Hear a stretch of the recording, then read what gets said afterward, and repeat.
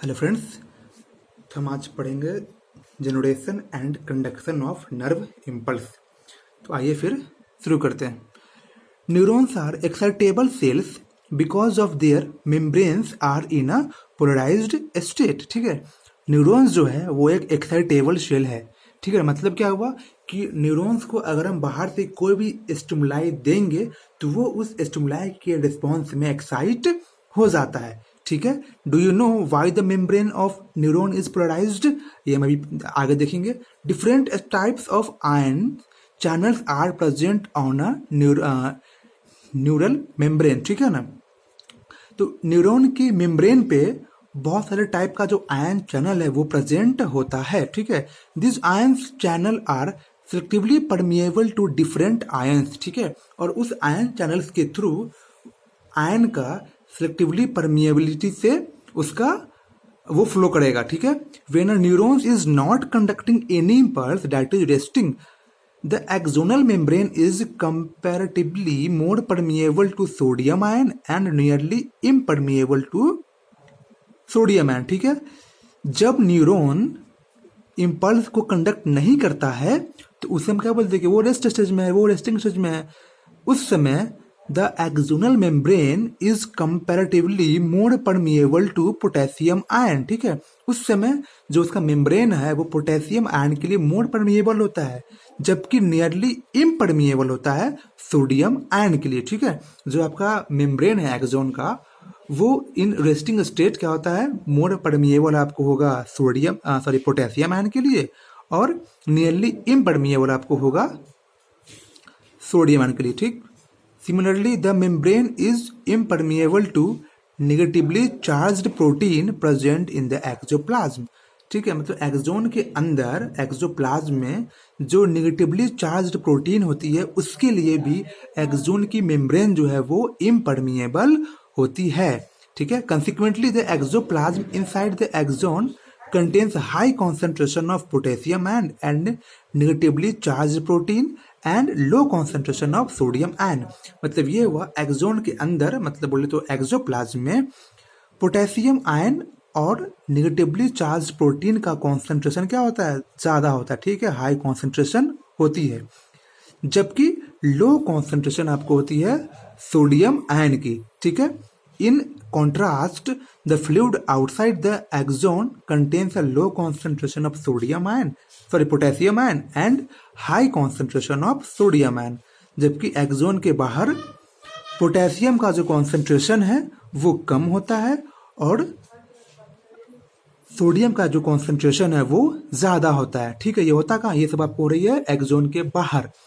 And दस forms a concentration gradient. अब आप खुद समझिए कि एक्सोन के अंदर पोटेशियम का कॉन्सेंट्रेशन ज़्यादा है और बाहर कम है, और सोडियम का बाहर ज़्यादा है और एक्सोन के अंदर कम है। तो इस कारण, तो अमाउंट के डिफरेंट के कारण, आयन के डिफरेंस के कारण यहाँ पर कॉन्सेंट्रेशन ग्रेडियंट का फॉर्मेशन हो जाता है। ठीक है, this ionic gradient across the resting membrane are maintained by active transport of ions by sodium potassium pump. ठीक है, और यहाँ पे जो आयनिक ग्रेडियंट का फॉर्मेशन हुआ है अक्रॉस द मेम्ब्रेन, उसे मेंटेन कौन करता है, एक्टिव ट्रांसपोर्ट। ठीक है ना, उस आयनिक ग्रेडियंट को करेगा मेंटेन एक्टिव ट्रांसपोर्ट के थ्रू। ठीक है ना, और इसमें क्या होती है, इसमें आयंस जो है वो फ्लो करती है थ्रू सोडियम पोटेशियम पंप। ये ध्यान रखिएगा, सोडियम पोटेशियम पंप और एक एक्टिव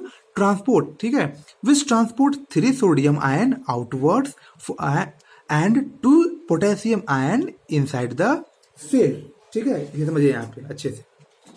देखिए क्या है कि एक्सोन के अंदर दैट इज एक्सोप्लाज्म, वहां पर पोटेशियम आयन और निगेटिव प्रोटीन का कॉन्सेंट्रेशन ज्यादा है और सोडियम आयन का जो कॉन्सेंट्रेशन है वो कम है, जबकि एक्सोन के बाहर सोडियम आयन का जो कॉन्सेंट्रेशन है वो ज्यादा है और पोटेशियम का कम है। तो यहाँ पर क्या बन रहा है, एक इसका बन रहा है आयनिक ग्रेडियंट और एक इसका बन रहा है आयनिक ग्रेडियंट। तो इस आयनिक ग्रेडियंट को मेंटेन होता है through active transport of sodium potassium. और वो होती कैसे है, वो आपको होती है 3 सोडियम आयन जो है वो बाहर जाता है और 2 पोटेशियम आयन अंदर आता है। पहली बात तो ये आप समझिए कि बाहर सोडियम आयन ज्यादा है और अंदर सोडियम आयन कम है, जबकि बाहर पोटेशियम आयन कम है और अंदर जो है वो पोटेशियम आयन ज़्यादा है। तो जब बाहर सोडियम आयन ज़्यादा है अंदर कम है तो हम बाहर ही भेज रहे हैं सोडियम आयन को, मतलब आयनिक ग्रेडियंट के जस्ट अगेंस्ट में भेज रहे हैं। ठीक है, बाहर सोडियम आयन ज़्यादा है फिर भी हम बाहर ही भेज रहे हैं, तो इसके आयनिक ग्रेडियंट के अगेंस्ट में भेजने के लिए हमें एनर्जी लगानी पड़ती है। इसलिए हम बोलते हैं कि ये जो आयनिक ग्रेडियंट है इसको मेंटेन करने के लिए हमें एक्टिव ट्रांसपोर्ट की जरूरत पड़ती है। ठीक है, यहाँ देखिए,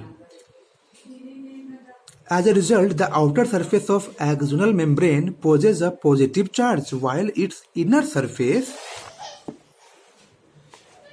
becomes negatively charged and therefore is a polarized. ठीक है, and the electrical potential difference across the resting plasma membrane is called as resting potential. इसे समझिए। अब देखिए, बाहर जो पॉजिटिव आयन 3 गया, अंदर पॉजिटिव आयन कम आया, 2 आया। ठीक है, तो देखिए बाहर ज्यादा जा रहा है पॉजिटिव आयन और अंदर कम आ रहा है, तो अमाउंट बाहर ज्यादा है पॉजिटिव का और अंदर अमाउंट कम है, तो बाहर इसीलिए बाहर जो है वो पॉजिटिव चार्ज अपीयर हो जाती है और अंदर जो है वो निगेटिव चार्ज अपीयर हो जाती है। समझे? आखिर क्यों बाहर पॉजिटिव हुई है? क्योंकि बाहर पॉजिटिव आयन का कॉन्सेंट्रेशन ज्यादा है, बाहर पॉजिटिव आयन ज्यादा जा रही है और अंदर पॉजिटिव आयन कम आ रही है, इस कारण से बाहर पॉजिटिव और अंदर निगेटिव हो जाता है। ठीक है, तो इस टाइप की मेम्ब्रेन को हम लोग क्या बोलते हैं? पोलराइज्ड मेम्ब्रेन बोलते हैं। ठीक है, अब समझे किसे बोलते हैं? तो इस टाइप के हम मेम्ब्रेन को बोलते हैं पोलराइज्ड मेम्ब्रेन। ठीक है, अब देखिए बाहर पॉजिटिव है अंदर निगेटिव है, तो यहां पर एक पोटेंशियल जनरेट होगा। ठीक है, यहाँ पर क्या होगा? एक पोटेंशियल जनरेट होगा। बाहर पॉजिटिव है अंदर नेगेटिव है, तो यहाँ पर एक पोटेंशियल जनरेट होता है। इस पोटेंशियल को हम क्या बोलते हैं? इसको हम लोग क्या बोलते हैं? Resting potential. क्योंकि अभी न्यूरॉन्स क्या है? रेस्ट, अभी इस पर कोई इंपल्स नहीं आ रही है, अभी ये रेस्टिंग स्टेट में है। तो रेस्टिंग स्टेट में जो पोटेंशियल बनी न्यूरॉन पे जो प्रेजेंट है उस पोटेंशियल को बोलते हैं रेस्टिंग पोटेंशियल। ठीक है, अब आगे आइए। You might be curious to know about mechanism of generation of nerve impulse and its conduction along an axon. ठीक है, हाँ हम क्यूरियस हैं जानने के लिए भाई कि नर्व इम्पल्स कैसे जनरेट होता है और कैसे वो कंडक्ट होता है। ठीक है, तो आइए फिर जानते हैं कैसे होता है। When a stimulus is applied at a site point A on a polarized membrane, the membrane at site A becomes freely permeable to the sodium ion. आइए इसे समझते हैं फिगर के थ्रू। ठीक है, देखिए, ठीक है, मान लिया ये पॉइंट ए है। ठीक है, यहां पर इंपल्स अप्लाइड हुआ। ठीक है, तो जैसे ही पॉइंट ए पर इंपल्स अप्लाइड होगा तो हम जानते हैं बाहर सोडियम आयन का कॉन्सेंट्रेशन ज्यादा है और अंदर पोटेशियम आयन का कॉन्सेंट्रेशन ज्यादा है। ठीक है, तो बाहर से क्या हुई? सोडियम आयन का इन्फ्लक्स अंदर हुआ। ठीक है, जैसे ही इंपल्स अप्लाइड ही पॉइंट ए पर तो यहाँ का जो सोडियम गेट है वो खुल जाता है। ठीक है, और जैसे ही इस मेम्ब्रेन का सोडियम गेट खुला तो बाहर का जो सोडियम आयन है वो अब आएगा अंदर। ठीक है, तो यहाँ पर इन्फ्लक्स हो रही है सोडियम आयन का, इसी को बोलते हैं rapid influx of sodium ion. ठीक है, this leads to rapid influx of sodium ion. ठीक है, followed by reversal of the polarity at that site. ठीक है, that is the outer surface of membrane becomes negatively charged and the inner side becomes positively charged. आइए इसे समझते हैं figure के through. देखिए, हम जानते हैं कि बाहर क्या है? पॉजिटिव है और अंदर निगेटिव है। ठीक है, अब क्या हुआ? जैसे ही इंपल्स ए पर आई तो बाहर का जो सोडियम आयन है वो अब लगा अंदर आने। ठीक है, तो जब पॉजिटिव आयन का जो अमाउंट है वो अब अंदर बढ़ रहा है और बाहर कम रहा है, तो अब क्या होगा? इस पॉइंट ए पर अंदर की तरफ आपको आ जाएगी प्लस चार्ज और बाहर की तरफ आपको आ जाएगी माइनस चार्ज। इसे समझे या नहीं? देखिए, बाहर स्टार्टिंग में क्या था? बाहर पॉजिटिव था और अंदर क्या था? निगेटिव, क्योंकि बाहर सोडियम आयन ज्यादा जा रही थी और अंदर आपको जो है वो कम आ रही थी पोटेशियम आयन। ठीक है, इस कारण से बाहर थी पॉजिटिव और यहाँ थी निगेटिव। और जैसे ही इम्पल्स आया पॉइंट ए पर तो यहाँ का जो सोडियम गेट है वो खुला, और जैसे ही सोडियम गेट खुला तो वैसे ही सोडियम का इन्फ्लक्स हुआ इनसाइड द एक्सोप्लाज्म, और जैसे ही अंदर इसका इन्फ्लक्स हुआ तो अंदर जो है वो पॉजिटिव अमाउंट बढ़ा। इस कारण से क्या होगा कि एक्सोन के मेम्ब्रेन के इनसाइड में जो चार्ज पहले निगेटिव था अब वो हो गया पॉजिटिव, और बाहर जो था पॉजिटिव वो हो गया निगेटिव। ठीक है ना। तो इस टाइप के मेम्ब्रेन को हम लोग क्या बोलते हैं, डीपोलराइज्ड मेम्ब्रेन बोलते हैं। इसे हम क्या बोलेंगे, डीपोलराइज्ड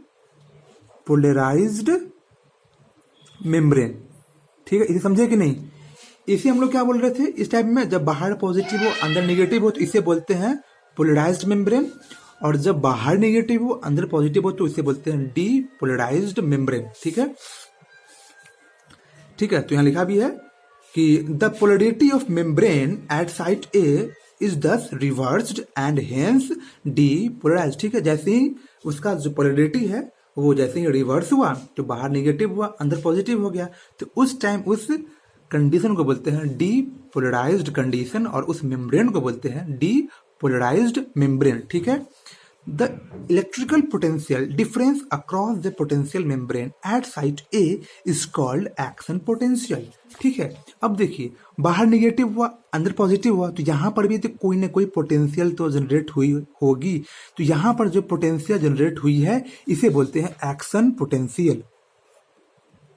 इसे हम क्या बोलते हैं, एक्शन पोटेंशियल बोलते हैं। ठीक है, देखिए यहां देखिए बाहर पॉजिटिव था और अंदर था नेगेटिव, तो बाहर पॉजिटिव और अंदर नेगेटिव होने के कारण यहाँ पर जो पोटेंशियल जनरेट हुई है इसे बोलते हैं रेस्टिंग पोटेंशियल। ठीक है, और जब बाहर नेगेटिव हो और अंदर पॉजिटिव हो तो इस समय जो पोटेंशियल जनरेट हुई है इसे बोलते हैं एक्शन पोटेंशियल। ठीक है, चलिए मानते हैं एक पॉइंट बी।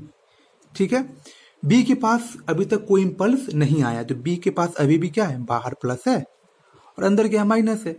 अभी तो इम्पल्स ए पर आया है तो ए पर जो सोडियम आयन का इन्फ्लक्स हुआ और यहाँ का जो पोलरिटी है वो रिवर्स हो गया, तो बाहर निगेटिव और अंदर पॉजिटिव आ गई।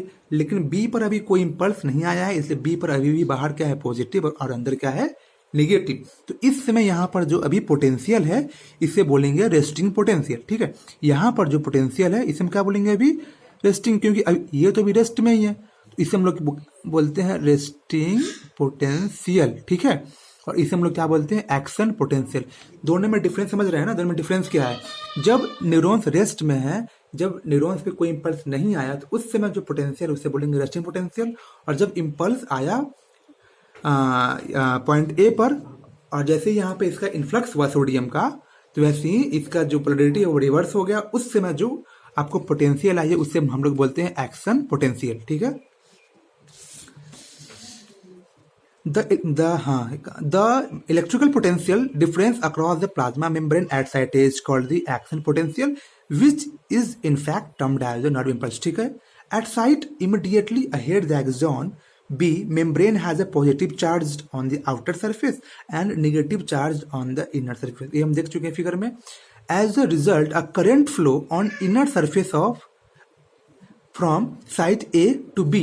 ठीक है, अब देखिए अंदर क्या पॉजिटिव है पॉइंट ए पर और पॉइंट बी पे नेगेटिव है, तो यहाँ पे क्या होता है, करंट फ्लो करेगा पॉजिटिव टू नेगेटिव, मतलब बोले तो ए से बी अंदर फ्लो किया करंट ए से बी, और बाहर फ्लो करेगा आपको बी टू ए। ठीक है, यहाँ को समझिए, यहाँ पर क्या हो रहा है, अंदर ए टू बी कर रहा फ्लो चार्ज और बाहर करेगा B to A.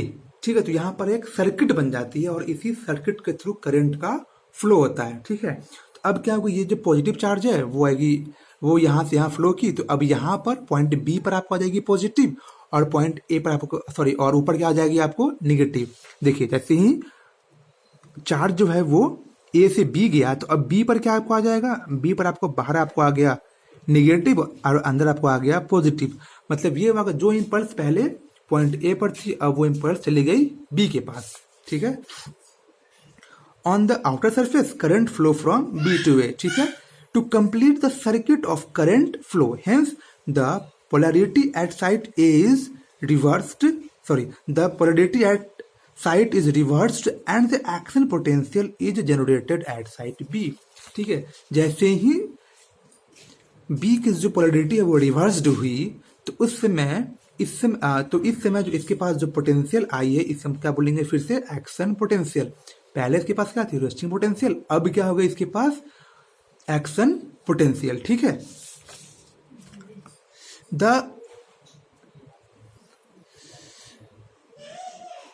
The sequence is repeated along the length of axon and consequently the impulse is conducted।